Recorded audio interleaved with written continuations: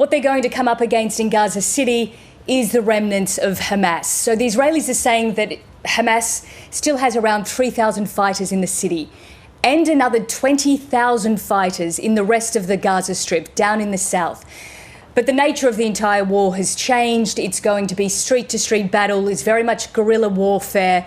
Hamas are in trouble. They're on their knees. So the Israelis will, of course, still come up against pretty fierce resistance, but it won't be to the same extent that it was at the beginning of the war. And just to say, Roz, we have seen this before. We had a ground invasion of Gaza City right at the beginning of the war. Israel said it was to destroy Hamas. 2 years later almost, and here we are again. So why has Israel been bombing multi-storey buildings in Gaza? That's what we've seen over the last 4 days especially. Building after building, tower after tower. I think we have some video of some of it, and it's pretty dramatic pictures. So Gaza City has a lot of multi-storey buildings, and they are being levelled to the ground. Israel says the reason for this is because Hamas is using them as part of their military operations. Now, Israel hasn't given us any evidence of this at this stage, but that is their argument for doing it. The United Nations, human rights groups, Palestinians inside Gaza City, they say that this is part of Israel's systematic destruction of the city, of its buildings, its cultural institutions, to essentially make Gaza unlivable for Palestinians to return to.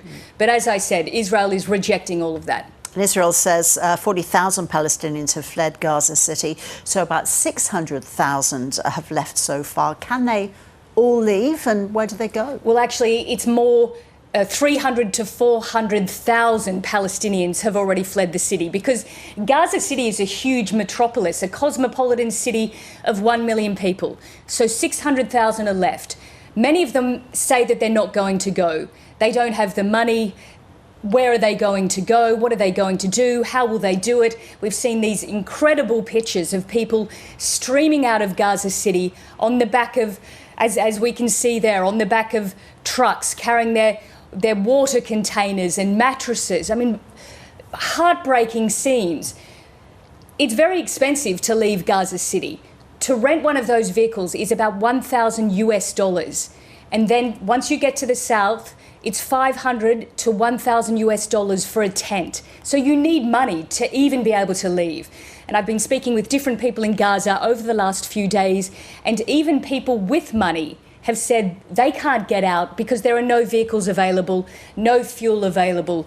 So this ground operation is taking place while hundreds of thousands of people are still inside the city.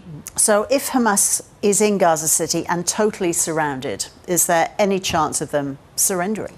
It's a really good question. I would say there is no chance. I mean, we haven't seen any indication over the last 2 years that Hamas would ever surrender. But as you say, they are surrounded from the north, the east, the south, and then hemmed in by the Mediterranean Sea on the west. They are in an incredibly difficult position, but it's not in their ideology to surrender. They will keep fighting until the very end. At this stage, they've got nothing to lose. Their senior leadership in Gaza, in Qatar, was targeted.